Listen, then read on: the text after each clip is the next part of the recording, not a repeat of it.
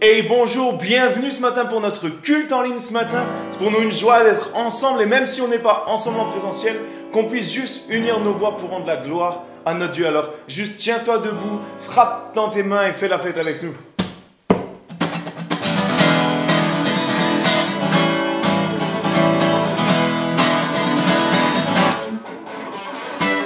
Je sais, il m'a sauvé, son sang m'a purifié, je le crois. Est-ce que tu le crois ce matin? Déclare, je le crois. Hey! Mes fautes sont effacées et mon péché oublié, je le crois. Oui, je crois. J'élève sa bannière. Jésus a vaincu la mort, mon rédempteur. Mon rédempteur vit. Mon rédempteur vit. Mon rédempteur vit. Je sais, il m'a sauvé. Son sang m'a purifié, je le crois. Oui, je le crois. Oui, je le crois. Mes fautes sont effacées et mon péché oublié, je le crois. Oui, je le crois. Oui, je le crois. Alors j'élève sa bannière.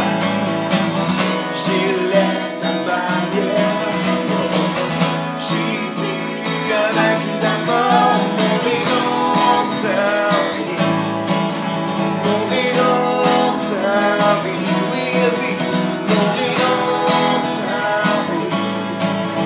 Mon rédempteur, déclare, oui, il vit. Mon rédempteur vit. Il est vivant, mon rédempteur vit. Mon rédempteur vit. Mon rédempteur vit. Tu m'as libéré. Tu m'as libéré. Je te suivrai. Je lève les mains pour t'adorer. Je veux te voir régner. Mon rédempteur vit. Mon rédempteur vit. Mon rédempteur vit. Yeah, yeah. Déclare-le, mon rédempteur vit. Mon rédempteur vit. Yeah, yeah. Mon rédempteur vit. Mon rédempteur vit. Alléluia, alléluia Seigneur, nous croyons que tu es vivant, Seigneur, nous croyons que tu es notre Rédempteur. Seigneur, et ce matin, on veut vraiment se réjouir en ta présence, Seigneur, on veut te chanter, on veut te célébrer. Au travers de ces chants, on veut proclamer ton nom, Seigneur, et te rendre toute la gloire. Alléluia, Jésus. Alléluia. Tu m'as ébloui par tes mélodies. Tu m'entoures d'un chant d'amour, un chant de délivrance devant mes ennemis. Toutes mes craintes s'enfuient. Je ne suis plus esclave de la peur.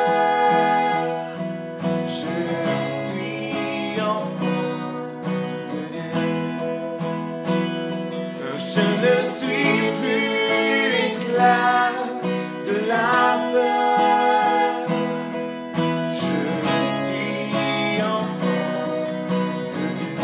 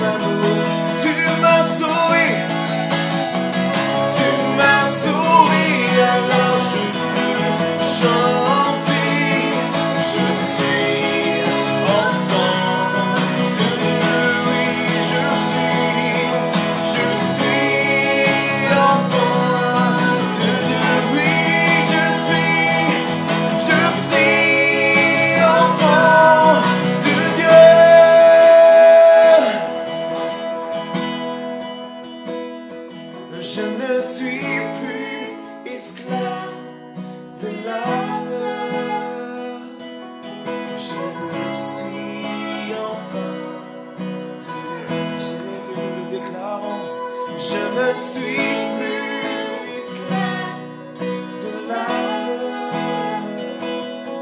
Je suis enfant de Dieu, je ne suis plus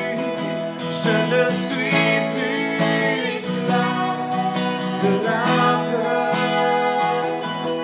Je suis enfant. Déclare devant toutes tes peurs, je ne suis plus esclave de la peur. Je suis enfant de Dieu. Je suis enfant de Dieu. Je suis enfant du roi des rois. Alléluia, Seigneur. Nous voulons chanter pour le roi des rois ce matin. Nous voulons t'élever car toi seul en es digne, Seigneur. L'immensité de ta grandeur me montre que je ne suis rien. Mais quand tu façonnais la terre, j'étais déjà près de ton cœur. Oui, tu m'aimais avant que je sois. Mais pour moi, tu as tout donné. Toi seul pouvais me libérer. C'est pourquoi je veux t'adorer. C'est pourquoi je veux t'adorer. Toi seul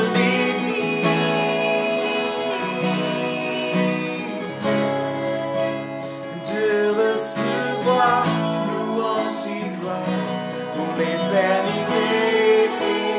Toi seul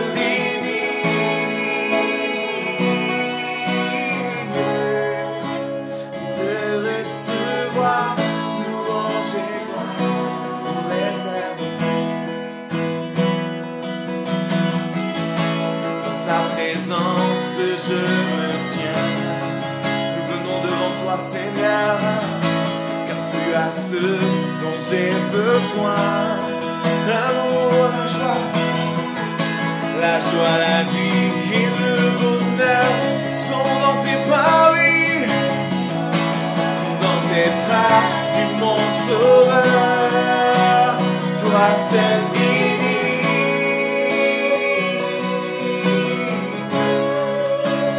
de recevoir louange et gloire pour l'éternité. Oui, toi seul, alléluia, toi seul de recevoir louange et gloire pour l'éternité. Alléluia,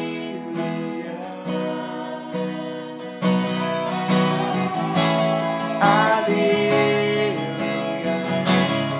chantons alléluia, alléluia,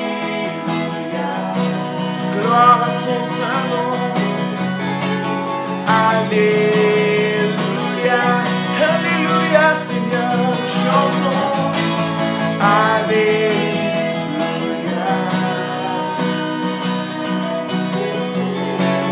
alléluia, oh, alléluia, Jésus, alléluia, toi seul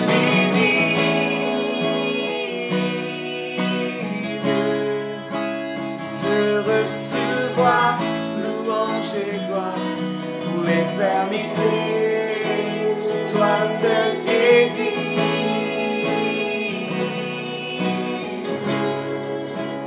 de recevoir louange et gloire pour l'éternité. Toi seul est digne, Seigneur, de recevoir louange et gloire pour l'éternité, Jésus. Alléluia, nous sommes là devant toi, Seigneur, pour t'adorer.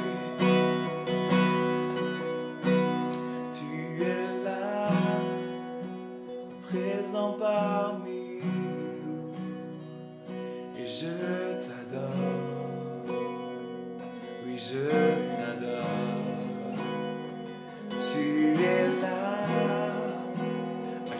agissant parmi nous. Et je t'adore, oui je t'adore, nous chantons tu es là, présent parmi nous. Et je t'adore, oui je t'adore, et tu es là, agissant parmi nous. Et je t'adore, oui je t'adore.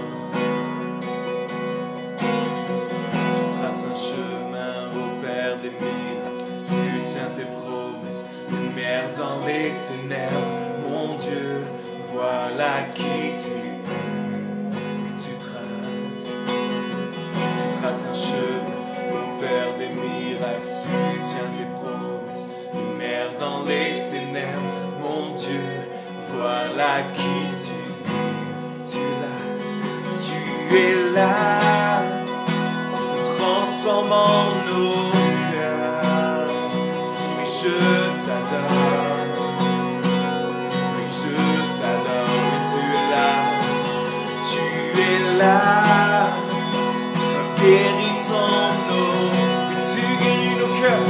Je t'adore, je t'adore, je t'adore, oui, tu es là, Seigneur, tu es là, transformant nos vies.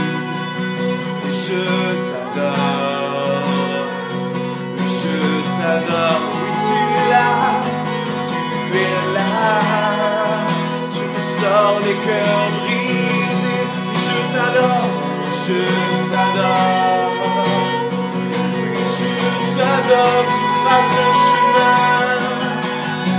tu traces un chemin au Père des miracles, tu tiens tes promesses, lumière dans les ténèbres.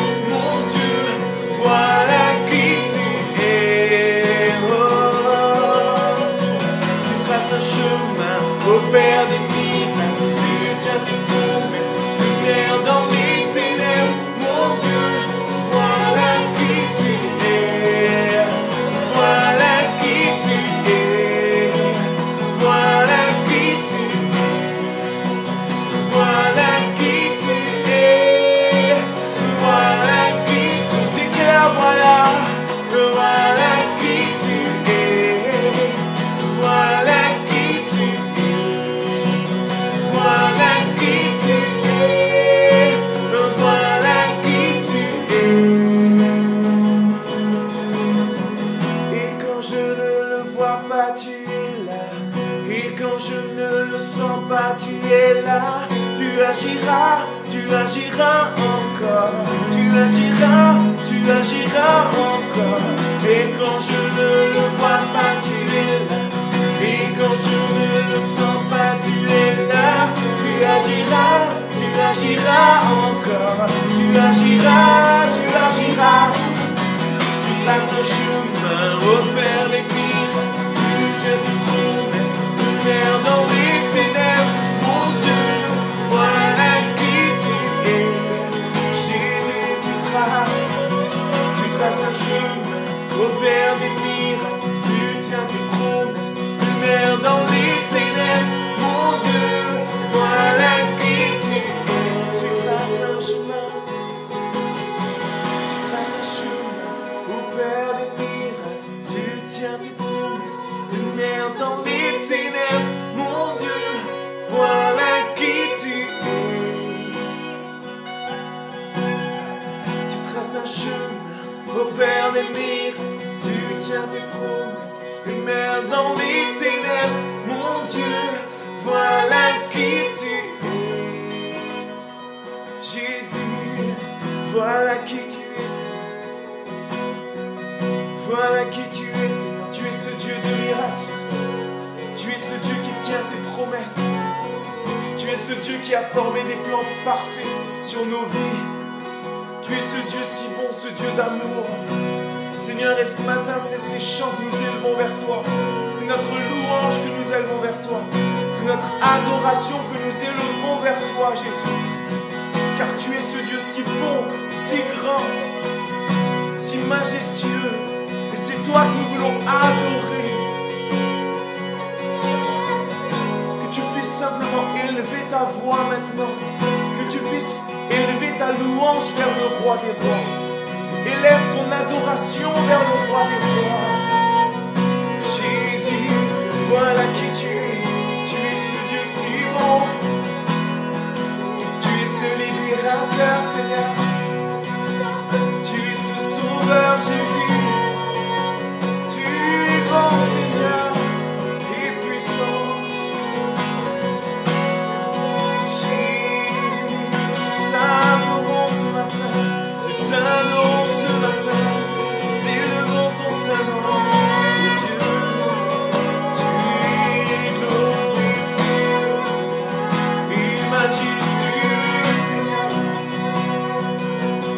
Notre nom ne peut se dresser devant les cieux. Ton nom est grand, ton nom est saint, Seigneur. Ton nom est digne de louange, ton nom est digne de recevoir la gloire. Jésus,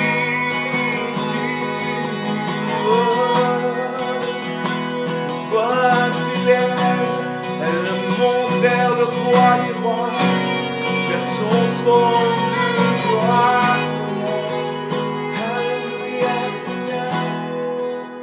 Tu es 3 fois saint, Jésus. Tu es 3 fois saint, Seigneur.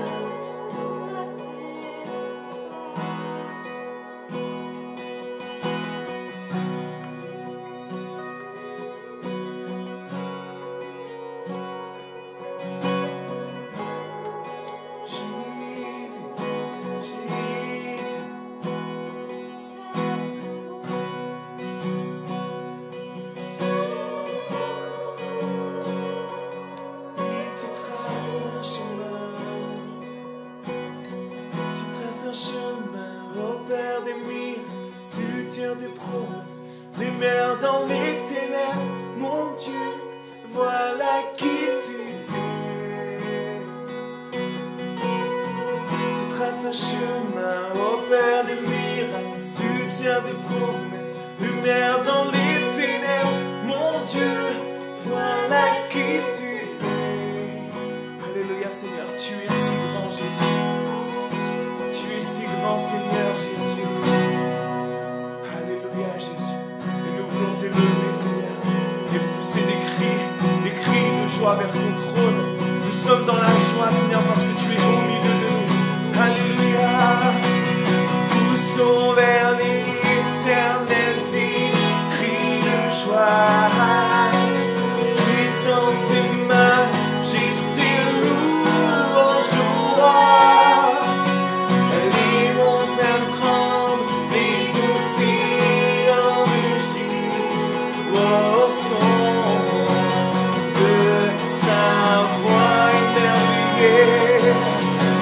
Émerveillé par l'œuvre de ses mains, je t'aimais te confier mon destin. Rien n'est précieux si ce n'est ta promesse. Oh, rien n'est précieux si ce n'est ta promesse. Non, rien n'est précieux si ce n'est ta promesse en moi. Alléluia Seigneur. Tu es si bon Seigneur Jésus, tu es si glorieux, tu es digne de louange Seigneur, et c'est toi que nous élevons au travers de ces chants, c'est toi que nous glorifions, c'est toi que nous bénissons Seigneur. Nous croyons que tu as reçu notre louange Seigneur, et nous voulons te louer tous les jours de notre vie. Alléluia. Et nous te prions ce matin que tu puisses parler à nos cœurs, au travers de ta parole, au travers de ton serviteur, que nous puissions être attentifs à ta voix, Père. Nous te prions pour ça, dans le nom de Jésus. Amen.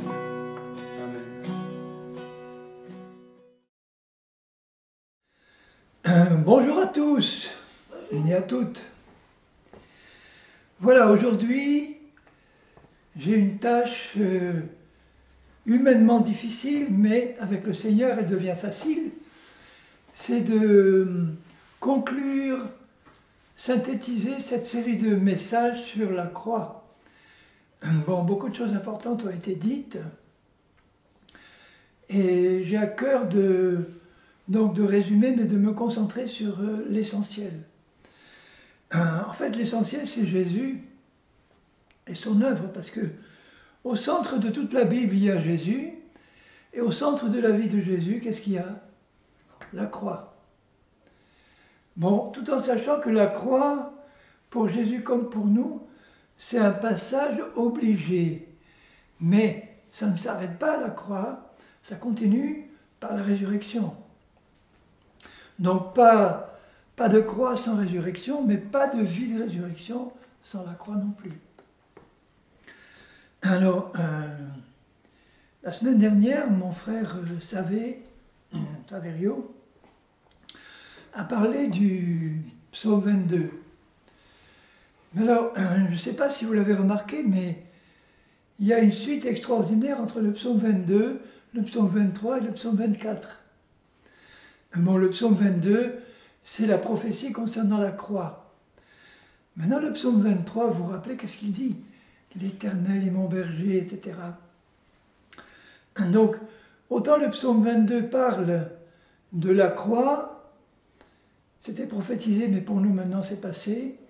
Le psaume 23 parle de notre vie sur la terre maintenant, et le psaume 24 parle du retour glorieux de Jésus.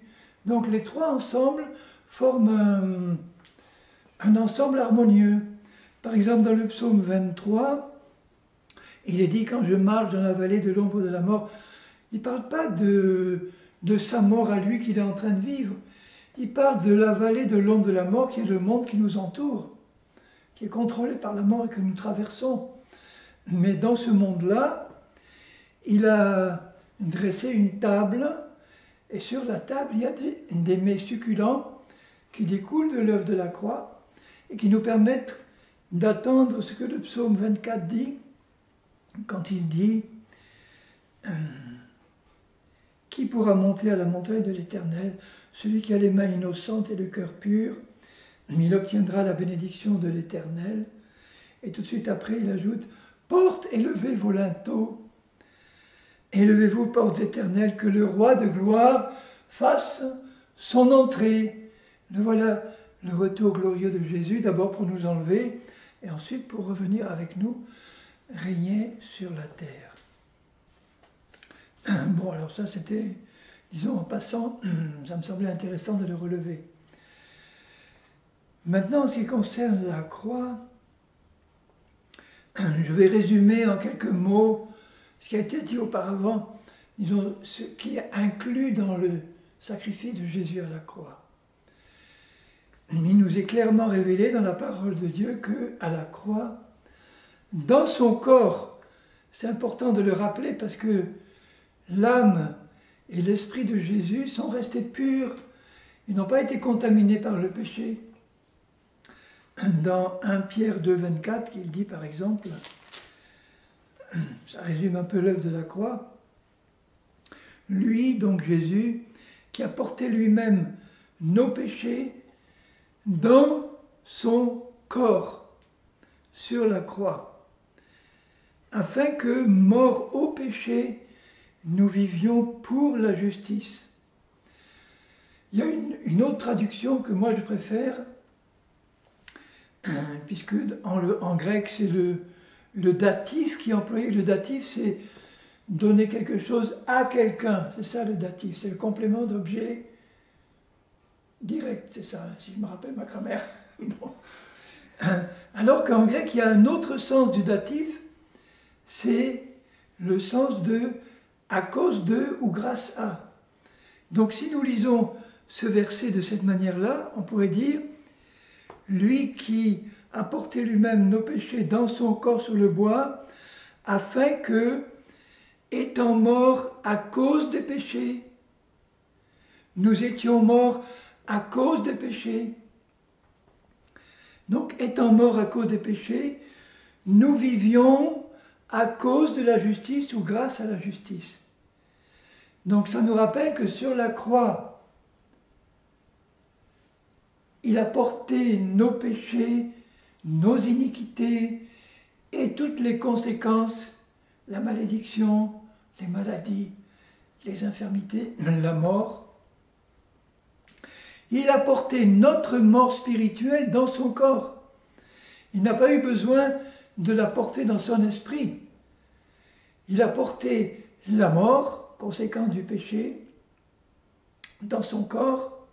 C'est ce qu'il a fait mourir physiquement.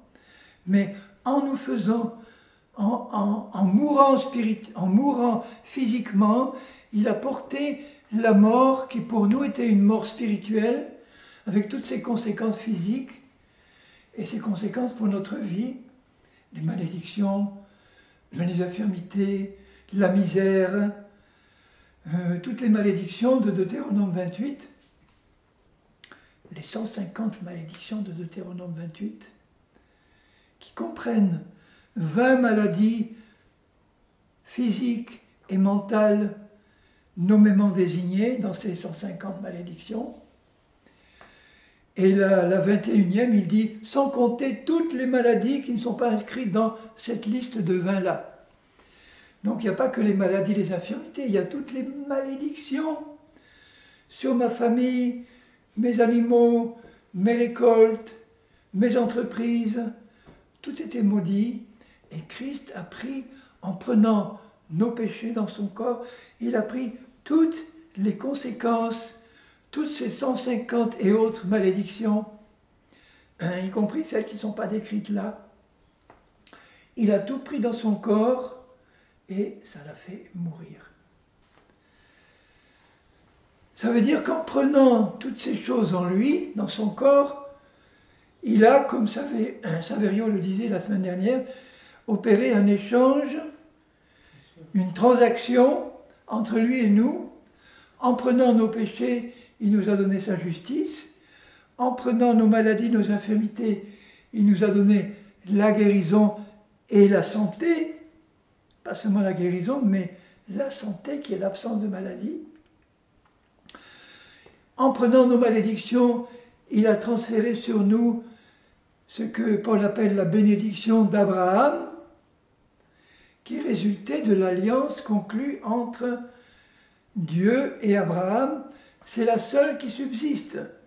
L'alliance conclue entre Dieu et Moïse, pour la loi, c'était une alliance temporaire qui était destinée, à cause des transgressions du peuple, qui était destinée à garder le peuple d'Israël au bénéfice de l'alliance d'Abraham en attendant la venue de Christ et la grâce. Maintenant que nous sommes sous la bénédiction de Christ, l'alliance conclue entre Dieu et Moïse a été abolie. Elle n'est plus valable pour nous. Elle n'est valable que pour ceux qui veulent rester sous la loi, c'est-à-dire les Juifs actuellement. Ils veulent rester sous la loi, mais ils ne se rendent pas compte qu'en voulant rester sous la loi, ils restent sous une malédiction, parce que maudit est quiconque n'observe pas toute la loi dans tous ses commandements. Alors que nous obtenons la justice de Christ en ayant foi en lui, en son œuvre, en ce qu'il a accompli. Nous recevons par échange toute la justice de Dieu en nous. Maintenant, où est-ce que nous la recevons, cette justice? Dans notre esprit régénéré, d'abord. Et ensuite, à partir de là, il travaille pour la transférer dans toute notre existence pratique, ce qui nécessite un renouvellement de notre intelligence et une renonciation à nous-mêmes, au sens du vieux nous que nous avions l'habitude de garder dans notre intelligence. Par là, je veux dire ceci. L'œuvre essentielle de la croix, c'est d'avoir fait mourir le vieil homme que nous étions auparavant. En Christ, il est mort, pour le faire ressusciter en homme nouveau ou femme nouvelle. Mes sœurs, vous êtes aussi concernées. un homme ou femme nouvelle, par la résurrection de Christ, il ressuscite avec lui, nous ressuscitons avec lui en tant qu'hommes et femmes nouveaux. Il faut bien avoir compris ça. Parce que si l'œuvre de la croix se limitait au pardon de nos péchés, à la guérison de nos maladies, à la suppression des malédictions dans notre vie actuelle sur la terre, mais qu'après la mort, notre esprit n'aurait pas été régénéré pour être recréé en homme nouveau, ça ne servirait pas à grand-chose. La bénédiction ne serait que pour cette vie. Or, Christ a voulu que ce soit pour l'éternité. Donc, le plus important pour lui dans l'œuvre de la croix et pour nous, c'est de comprendre qu'il a fait passer notre vieil homme, notre vieille personne, notre esprit qui était plongé dans la mort spirituelle à cause du péché d'Adam et nos propres péchés, avait besoin de passer, comme Jésus le dit à Nicodème, par une nouvelle naissance pour entrer dans le royaume de Dieu. Donc c'est ça le plus important. C'est ça qui traduit le mieux l'œuvre de Christ. Il nous a fait mourir quand il est mort et il nous a ressuscités quand il est ressuscité. Alors c'est fait un peu bizarre parce que intellectuellement on a du mal à comprendre ça. Par exemple, de savoir que quand Christ est mort il y a 2000 ans, il m'a fait mourir avec lui alors que je n'existais pas encore. Puisque, techniquement parlant, j'ai été créé par Dieu, mon esprit a été créé par Dieu au moment où j'ai été conçu dans le sein de ma mère. Là, au moment où la conception s'est faite de ces deux cellules primitives, il a créé en moi l'esprit qu'il a placé dans ce corps physique hérité de mes parents. Mais donc, il le savait il y a 2000 ans, ou il le savait de toute éternité. Hein. Et donc, sur la croix, en Christ, il m'a d'avance pris, même si je n'étais pas encore créé. Je ne peux pas expliquer ça intellectuellement, mais nous devons l'accepter. Ou en quelque sorte, il a acquis par sa mort et sa résurrection, un droit légal à faire mourir mon vieil homme et à le ressusciter 2000 ans après. On peut aussi le voir comme ça. Est-ce que je m'explique clairement? Est-ce que vous comprenez ce que je viens de dire? Oui? Bon. Et ça, c'est important parce que la vie de résurrection de Christ ne va pas pouvoir se manifester pleinement dans ma vie aujourd'hui si je ne sais pas ce que c'est que renoncer à moi-même, à mon vieil homme, et me revêtir de l'homme nouveau. Il faut donc que j'ai compris ce que Paul, par exemple, explique dans Romains 6, ce chapitre qui est fondamental dans la compréhension de l'œuvre de la croix. Je vais lire juste le début. Quand Paul dit au chapitre 6 de Romains, « Que dirons-nous donc? Demeurerions-nous dans le péché afin que la grâce abonde ?» Il vient de dire à la fin du chapitre précédent, « Comme le péché a régné par la mort, ainsi la grâce a régné par la justice. » Là où le péché a abondé, la grâce a surabondé. Bon. Alors il veut dire maintenant, est-ce qu'on va demeurer dans le péché afin que la grâce abonde, comme quelques-uns le disaient, puisque la grâce de Dieu est venue sur nous pour nous pardonner nos péchés, alors on peut rester dans le péché et pécher tant qu'on veut, puisque au-dessus de ce péché, il y a une grâce surabondante qui va compenser ça. Non, ça c'est une fausse doctrine. Hein. Loin de là, dit Paul, nous qui sommes morts au péché, même chose, c'est toujours le datif, donc on peut le voir soit comme nous sommes morts par rapport au péché, ou nous sommes morts à cause du péché. Nous qui sommes morts à cause du péché, comment vivrions-nous encore dans le péché? Sous-entendu, puisque nous sommes ressuscités après. Ignorez-vous que nous tous qui avons été baptisés, c'est-à-dire plongés en Christ, il ne parle pas du baptême d'eau là, qui représente notre baptême en Christ, dans sa mort et sa résurrection. Il dit, nous qui avons été plongés en Christ quand il était sur la croix, au moment où il est mort, nous étions en lui, plongés en lui. Donc on a vécu ce qu'il a vécu, la mort. Nous qui avons été plongés en Jésus-Christ, baptisés en Jésus-Christ, c'est dans sa mort que nous avons été baptisés, plongés. Réalisons que au moment où Christ est mort, on était en lui et on a été plongé aussi, tout entier, dans sa mort. Esprit, âme et corps, tout entier, on a été plongé dans sa mort. Nous qui avons été ensevelis avec lui par le baptême dans sa mort, donc tout ce que Christ a vécu, on l'a vécu avec lui. Quand il est mort, on est mort avec lui. Quand il a été enseveli, on a été enseveli avec lui.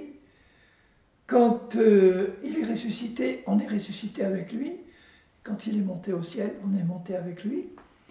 Quand il est assis à la droite du Père, nous sommes assis maintenant aussi. On a vécu tout ça avec lui. On doit le comprendre et l'accepter. Nous avons été ensevelis avec lui par le baptême dans sa mort, afin que, de même que Christ est ressuscité des morts par la gloire du Père, de même, nous aussi. Alors, il ne dit pas, nous sommes aussi ressuscités avec lui. Il dit, de même qu'il est ressuscité, nous aussi, nous marchions en nouveauté de vie. Il parle de quoi là? Nous marchions sur la terre d'une manière nouvelle en tant que ressuscités. Mais je ne peux pas marcher en tant que ressuscité sur la terre si je n'ai pas compris que je suis ressuscité en Christ dans mon esprit. Donc dans mon intelligence là, dans mon âme, en recevant toute cette vérité là, en comprenant ce qui s'est passé, je raisonne de la manière suivante. Henri, tu ne dois pas oublier, là, dans ton intelligence, dans ton âme, que tu n'es plus la personne que tu étais avant et que tu pourrais continuer à être si ton intelligence n'était pas renouvelée et si tu te voyais toujours au niveau de ta personnalité humaine, si tu te considérais toujours comme celui ou celle que tu étais avant, avec tes qualités, tes défauts, de la personne que tu étais quand tu es arrivé à Christ. Quand je suis arrivé à Christ, que j'ai entendu le message de l'Évangile, j'ai accepté de me convertir à Christ, j'ai cru que mes péchés étaient pardonnés, mais je ne me doutais complètement pas du tout de ce qui venait de se passer dans mon esprit, que j'étais devenu une nouvelle créature qui avait une personnalité semblable à celle de Christ, complètement différente de la personne que je continuais encore à être au niveau de ma conscience au moment où je me suis converti à Christ. Jamais je ne me doutais de ce qui s'est passé dedans, dans mon esprit. Pour moi, j'étais toujours le même, simplement pardonné. Destiné à la vie éternelle, si je mourais là, j'allais au ciel. Mais ça ne me permettait pas de marcher en nouveauté de vie. Parce que je continuais à marcher comme la vieille personne, que je n'étais plus dans l'esprit, mais je continuais à être dans mon intelligence. Et il fallait que ça change par la méditation de la parole pour réaliser « Ah, mais attends un peu, wait a minute, attends une minute là. » Je commence à réaliser que ma vraie personne, que je ne connaissais pas au moment où je me suis converti, c'est celle que je découvre là, en étudiant Paul. Ma vraie personne, c'est l'être nouveau que je découvre là, recréé en Christ à son image, saint, pur et parfait comme lui. Et pour que je fasse sortir cet être nouveau-là de l'endroit où il est maintenant, il faut que je croie que je suis celui ou celle que dit que Jésus dit que je suis.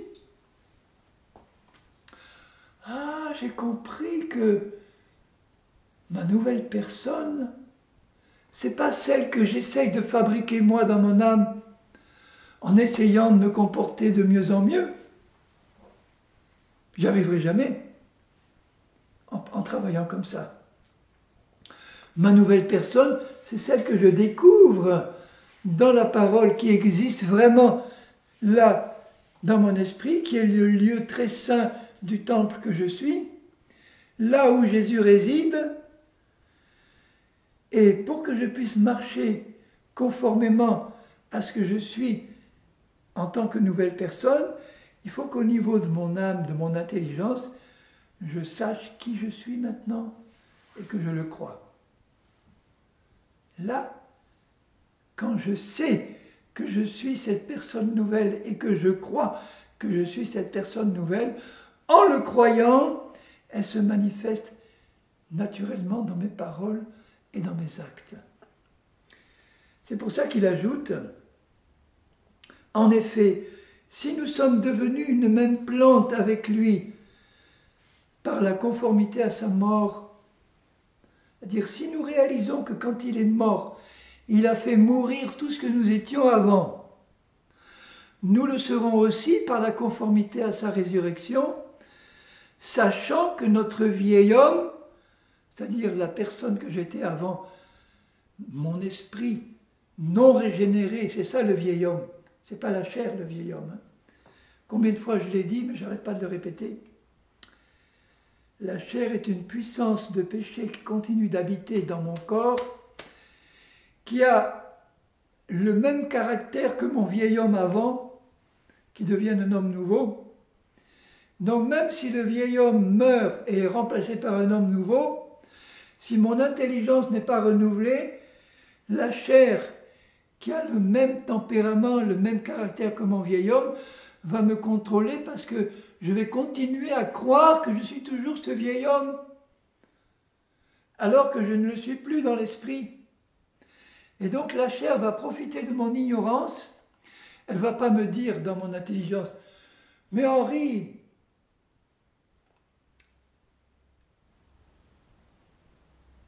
tu es un homme nouveau.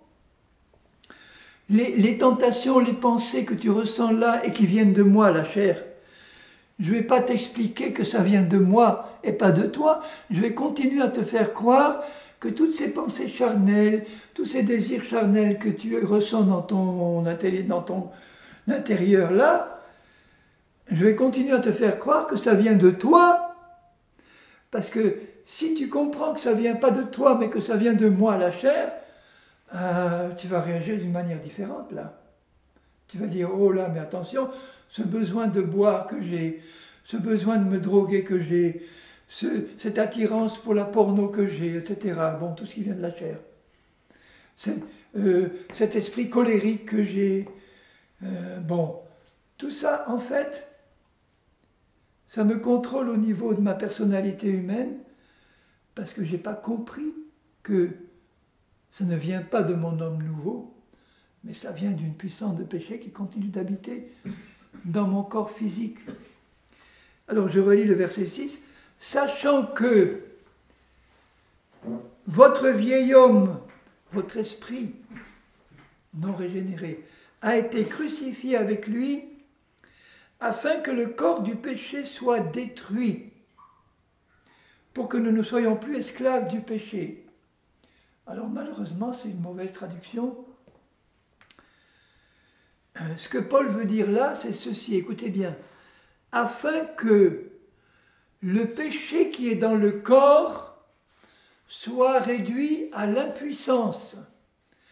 Afin que le péché qui est dans le corps, c'est-à-dire la chair, soit réduit à l'impuissance et ne puisse plus me contrôler. Le péché qui est dans mon corps, il est toujours là, et il restera là jusqu'à l'enlèvement ou jusqu'à ma mort, mais il ne pourra plus me contrôler si au niveau de mon intelligence, je sais qui je suis en Christ, dans ma nouvelle personne. Donc si je l'ai compris au niveau de mon intelligence, je dis, bon voilà, j'ai compris que je suis ce que je suis dans mon esprit.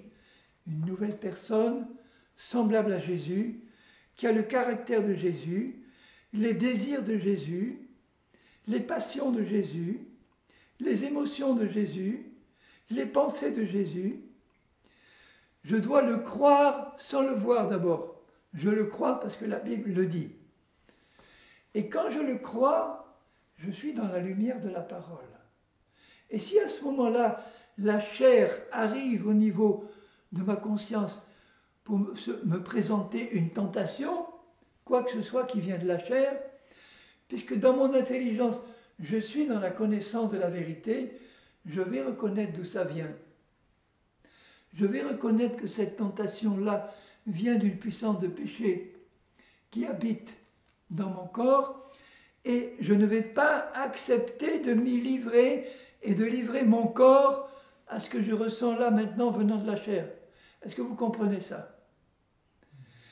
J'ai l'autorité de ne pas livrer mon corps à ce qui vient de la chair, parce qu'au niveau de mon intelligence, je sais qui je suis dans l'esprit. Car celui qui est mort est libre du péché. Je dois me considérer comme un mort vivant. Exactement comme si j'étais passé par la mort physique. Un chrétien qui meurt, il est en règle avec Dieu, il part vers le paradis. Est-ce qu'il emmène avec lui, un chrétien qui meurt, son âme et son esprit sont unis après la mort et vont au paradis. Est-ce qu'il amène avec lui quoi que ce soit de charnel ou de péché? Non. Il va dans l'éternité en tant que personne parfaite qu'il est dans l'esprit déjà. Oui, d'accord? Donc, c'est la mort physique, écoutez bien ça, c'est la mort physique qui, au moment où un chrétien meurt, fait le tri entre ce qui est charnel ou péché encore dans sa vie, il ne l'amène pas dans le paradis. La mort physique ne permet à son esprit de sortir de son corps, mais il n'amène rien de charnel et de pécheur avec lui. Ça reste en bas. Donc, puisque mon esprit est déjà passé par cette mort-là et cette résurrection actuellement, mon esprit est déjà mort et ressuscité. Déjà. Un chrétien qui meurt, son esprit reste dans le même état qu'il était au moment de sa nouvelle naissance. Il ne bouge pas. C'est son corps physique qui passe par la mort et qui reste sur la terre. Tout ce qui était charnel dans son âme ne va pas dans le ciel avec son esprit. Ça retourne à Satan qu'il avait envoyé. Le corps retourne à la poussière et tout ce qui est charnel retourne à Satan. Il se retrouve dans la perfection de son esprit. Mais pourquoi pas nous y retrouver dès maintenant par la foi, de réaliser que, en tant que personne nouvelle, je suis déjà mort et ressuscité. La mort physique n'a plus de pouvoir sur moi. Je parle de mon vrai moi. Elle n'aura de pouvoir que sur mon corps physique. Mais la mort n'a plus de pouvoir sur moi. Il dit, car celui qui est mort est libre du péché. Or, si nous sommes morts avec Christ, nous croyons aussi que nous vivrons aussi avec lui, sachant que Christ ressuscité des morts ne meurt plus. La mort n'a plus de pouvoir sur lui. En tant que chrétien mort et ressuscité en Christ, là, la mort n'a plus de pouvoir sur moi. Je parle de mon nouveau moi. La mort n'a plus de pouvoir sur moi. Donc si j'arrive à transférer ce nouveau moi au niveau de mon intelligence, par la foi, en réalisant « tu es une création nouvelle », la mort n'a plus de pouvoir sur toi. Donc, la mort qui est dans la chair de péché qui est dans mon corps physique, elle ne doit plus avoir de pouvoir sur toi non plus. Sauf si tu ne connais pas la vérité. Et c'est pour ça qu'il dit tout de suite après, « Ainsi vous-même, regardez-vous comme mort au péché. » dans mon intelligence là, je regarde la puissance de mort qui est dans mon corps et je lui dis avec foi, tu n'as plus de pouvoir sur moi, toi, puissance de péché et de mort qui habite dans mon corps. Tu n'as plus de pouvoir sur moi parce que j'ai compris la vérité, qui je suis en Christ. J'ai renoncé à ma vieille personne pour accepter la nouvelle là, au niveau de mon âme. Je l'ai fait descendre de là où elle était par la foi au niveau de mon âme, parce qu'au niveau de mon âme, je me suis identifié à ce que je suis dans l'esprit, par la foi. Vous comprenez ça? C'est pas difficile, mais si mon intelligence est encore encombrée, je vais avoir du mal à comprendre, il va falloir que j'y revienne. C'est pour ça qu'il ajoute, bon peut-être que je dépasse un petit peu, mais pas encore, hein, la demi-heure, bon. Il faut que je termine quand même mon raisonnement. Il ajoute, regardez-vous comme mort au péché et comme vivant pour Dieu en Christ, ainsi que le péché ne règne pas dans votre corps mortel. Il vient de dire que le péché qui est dans le corps soit réduit à l'impuissance. Comment le péché qui est dans mon corps peut régner dans mon corps mortel si je me livre à ce qui vient de la chair? Il y a une tentation d'adultère qui vient de la chair. Si je la reçois dans mon âme et que je m'y soumets, je vais livrer mon corps à cette tentation et ça va se réaliser par un adultère concret. J'aurais livré mon corps à la tentation qui vient là de la chair. Mais si je comprends que cette tentation n'a pas d'autorité sur moi, sauf si je m'y livre maintenant volontairement, mais que j'ai le pouvoir maintenant par la foi de ne pas m'y livrer. Ce matin ou hier soir, je reçois un message d'un frère que je ne connais pas qui me dit « Oui, j'ai compris que je suis une nouvelle créature, mais j'avais des addictions avant, et ces addictions me titillent constamment, et parfois j'y retombe dedans. Comment faire pour éviter ça ?»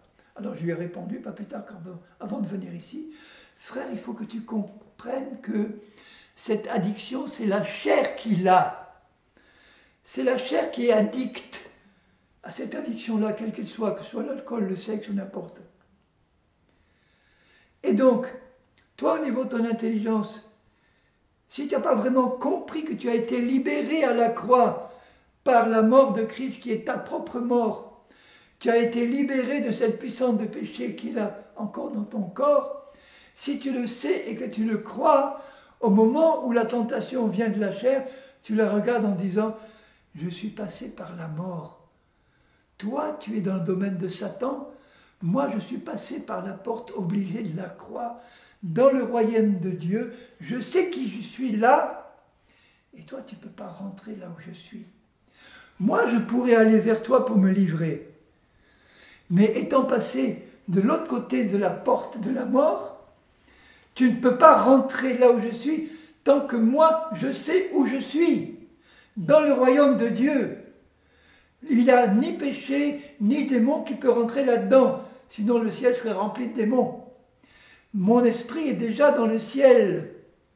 Là où je sais que je suis, tu ne peux pas rentrer, je ne te livre pas mon corps. Ça y est, c'est réglé.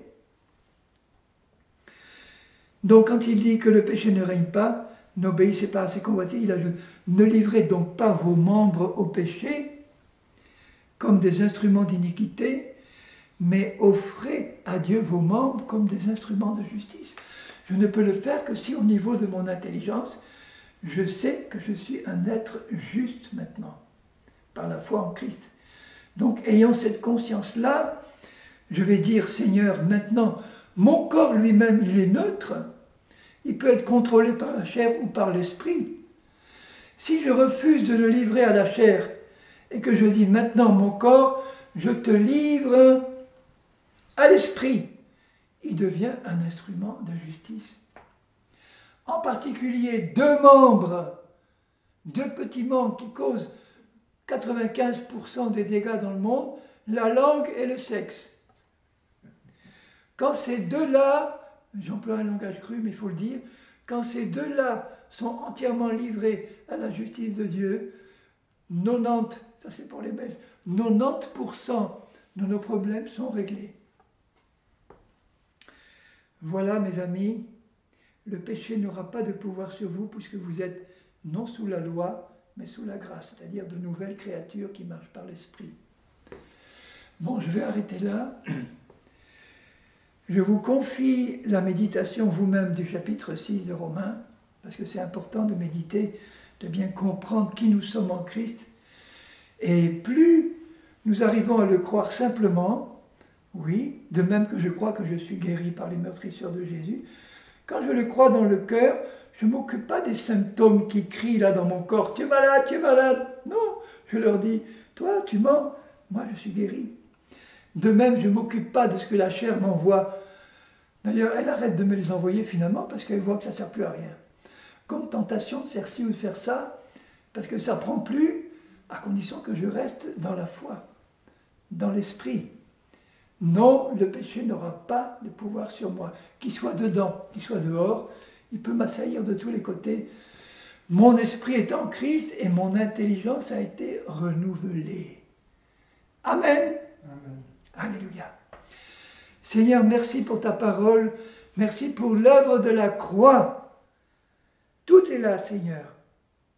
Christ sur la croix a non seulement pris mes péchés, mes iniquités, la malédiction, les maladies, etc., mais il m'a pris en tant que pécheur et il m'a fait mourir pour me ressusciter en tant qu'homme nouveau ou femme nouvelle.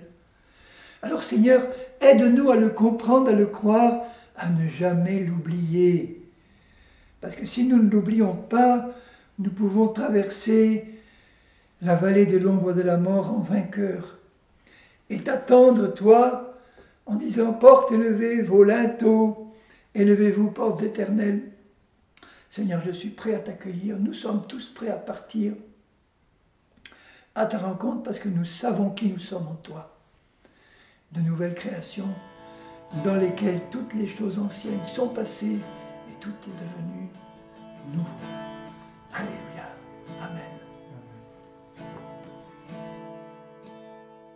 Quand je songe à l'infâme croix où Jésus fut meurtri pour moi, je vois ses mains, ses pieds percés, mon sauveur au bois attaché.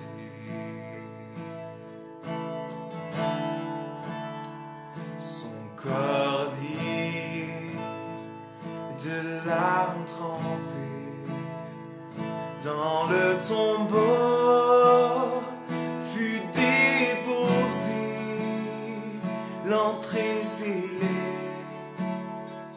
d'une lourde pierre, le Messie seul et délaissé.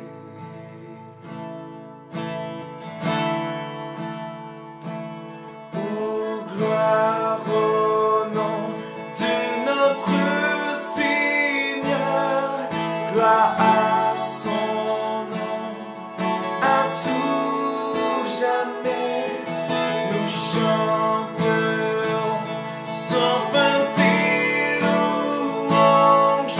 Oh, gloire à toi, oh Dieu.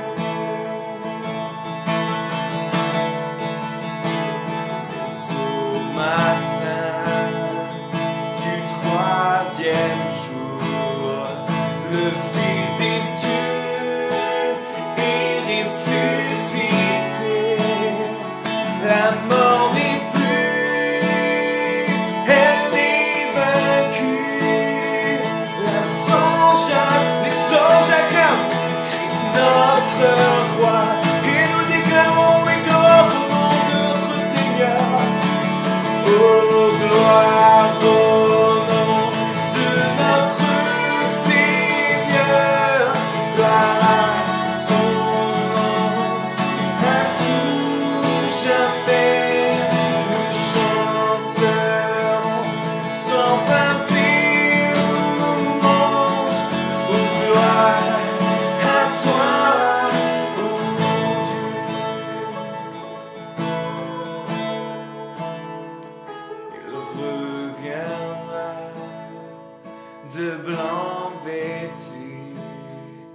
Père, c'est l'ami, notre Jésus, et je serai parmi les saints, captivé par sa gloire sans fin. Et nous chantons gloire au nom, oh gloire au nom de notre Seigneur, gloire son nom à tout jamais. Nous chanterons sans fin tes louanges, oh gloire à toi, oh Dieu, oui, gloire au nom, oh gloire au nom de notre Seigneur, gloire à son nom à tout jamais.